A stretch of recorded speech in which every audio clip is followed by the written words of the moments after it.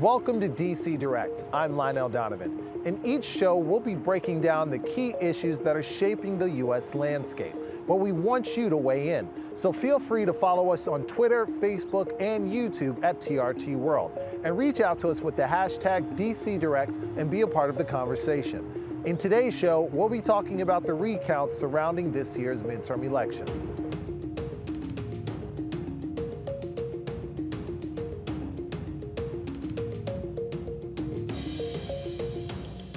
The midterms might have wrapped up, but that doesn't mean the U.S. election season is over.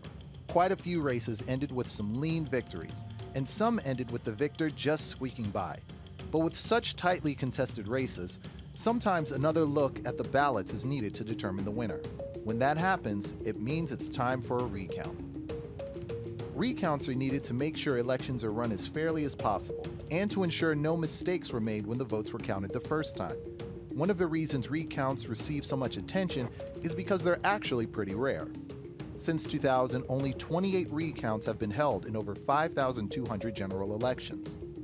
Out of those 28, only 15 were deemed to be close enough to actually change the results. And only 3 resulted in a reversal of the original results. Right now, Florida is in the middle of a recount for its Senate and governor races, and Georgia is moving into a recount for its House of Representative races. The state's undecided race for governor may result in a recount as well.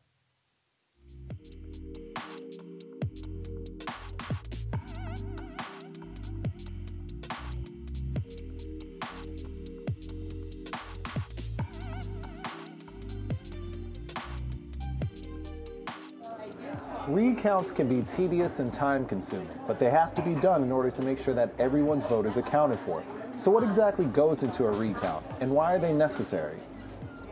To find out, we sat down with journalist Sarah Burris, and she discussed one of the reasons why recounts have become more important in recent elections. In any democracy, you're going to have close races like this, so it's not surprising. One of the things that's changed over the last couple of years, though, is that there are just more people voting. There are more people in the United States and more people voting. The county officials and the equipment used to count votes hasn't really kept up with the population. So you end up with, like, let's say 1 million people voted in the state of Florida in 2000. Well, now you're looking at more like 2 and 3 million people, but you're still having the same number of people who are counting the votes, the same number of machines that are counting the votes. Do you think that, with all of the issues that you brought up surrounding these midterms and the recounts, do you think that might affect how elections are held next time? I just hope that maybe at some point there would be some kind of funding for more machines and more resources for folks who want to count votes. I know in California it takes them weeks and weeks, if not months, just to count their votes because there are so many people there.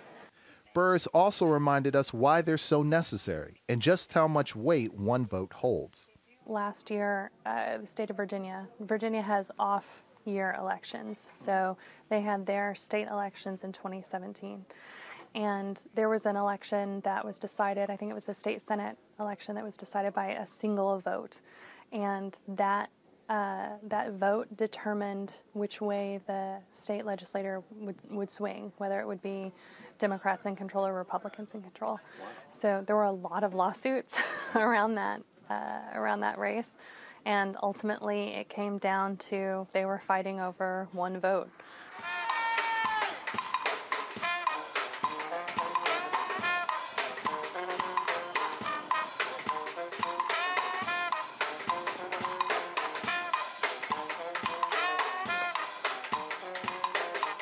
A lot was riding on this year's midterms, and a shift in the balance of power was felt all around Washington as the polls closed.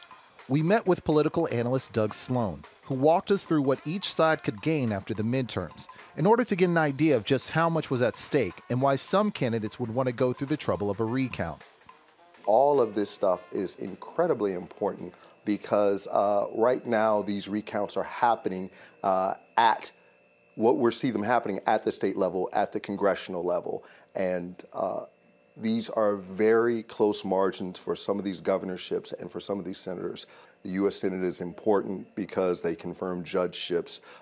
If there are articles of impeachment, the impeachment trial will happen within the Senate. So the Republican majority and the number of Democrats in the Senate is very critical to how things play out. Can you tell me why you think that people seem to be paying a lot more attention to these midterms and these recounts? Like, why do you think people are so involved in this election season in particular?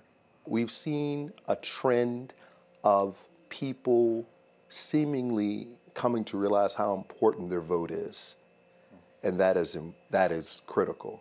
In a representative democracy, voting is important.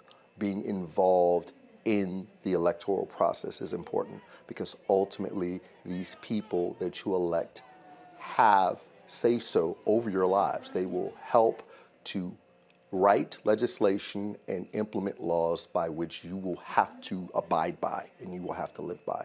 So it's very important that people get out and vote. And it's very important that people, and we're beginning to see this, they are starting to realize the power of the vote and realize the importance of being politically involved. Democracy isn't a fixed or static institution, but a process. And that process is constantly being tested. These tests are never more apparent than during election season and the transfer of power. These transfers can be messy at times, but they reflect a wider change in the United States, both within Congress and the new state governments taking shape around the country. Well, that's all the time we have today in DC Direct, but please be sure to follow us on Twitter, Facebook, and YouTube at TRT World, and reach out to us with the hashtag DC Direct and let us know how you think the U.S. is handling this year's midterm recounts. Until next time, I'm Lionel Donovan.